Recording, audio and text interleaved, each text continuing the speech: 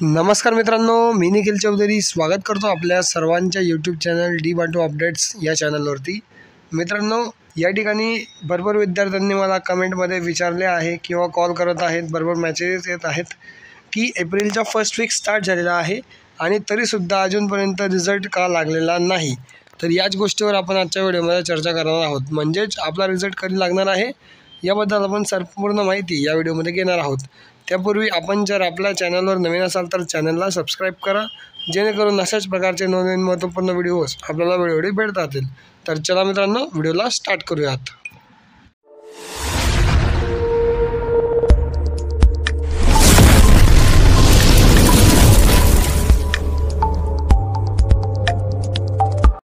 तर बघा मित्रांनो, जसं की तुम्हाला माहिती आहे, कुठल्याही प्रकारची एक्झामचा रिझल्ट हा 45 दिवसाच्या आत लागत असतो आणि त्यावर मागच्या व्हिडिओने प्रेडिक्शन केलं होतं की तुमचा जो रिझल्ट आहे तो तुमचा लागेल एप्रिलच्या फर्स्ट वीकमध्ये।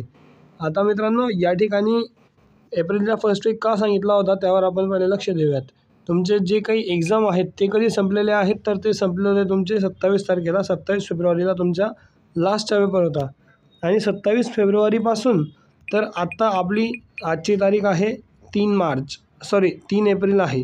सो 3 एप्रिल आलेला आहे, म्हणजेच एप्रिलचा फर्स्ट वीक आलेला आहे आणि जवळजवळ तुमचा रिझल्ट कंप्लीशनला किती टाईम झालेला आहे, तर 40 दिवस तुमच्या रिझल्टला झालेले आहेत।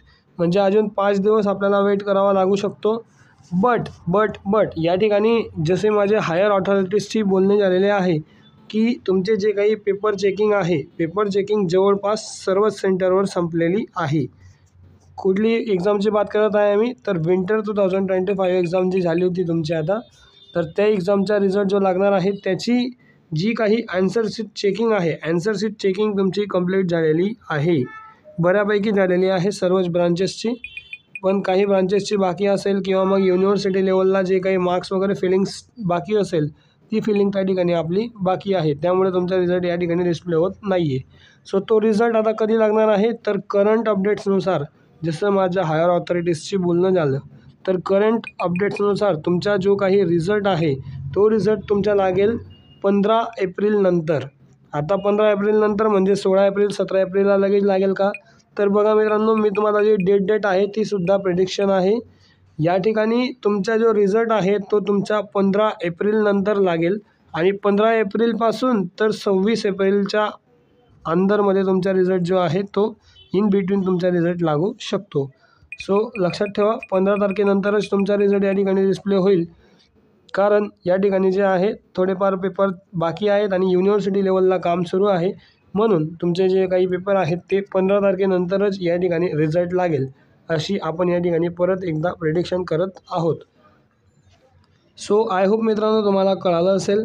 तुमचे जे काही विंटर सेमिस्टर रेग्युलर एक्झामिनेशन आहे त्याची जी काही तुमचा रिझल्ट लागेल तो कधी लागेल, तर तो लागेल 15 तारखेनंतर आणि 26 तारखेच्या मध्ये, किंवा या ठिकाणी पूर्ण एप्रिल सुद्धा लागू शकतो। सो मित्रांनो, या ठिकाणी तुमचे आणखीन जे काही रिझल्ट आहेत, म्हणजे फॉर एक्झाम्पल सप्लिमेंटरीचे रिझल्ट असतील तर ते रिझल्टसुद्धा तुमचे याच रिझल्टच्या सोबत लागू शकतात, असा आपला एक अंदाजा आहे। किंवा मग या ठिकाणी तुमचे जे काही सप्लीचे रिझल्ट आहेत ते लवकर लावतील, बट तुमचे जे काही सर्व रिझल्ट आहेत, दोघं रिझल्ट सप्लिमेंटरी पण आणि रेग्युलर पण, हे दोघं रिझल्ट तुमचे लागतील 15 तारखेच्या नंतर। सो आय होप तुम्हाला कळालं असेल, 15 एप्रिल नंतर तुमचे रिझल्ट कधीही लागू शकतात। आता ही सुद्धा प्रेडिक्शन डेट आहे, याबद्दल आपल्याकडे अजूनही काही इन्फॉर्मेशन त्या ठिकाणी आलेली नाही।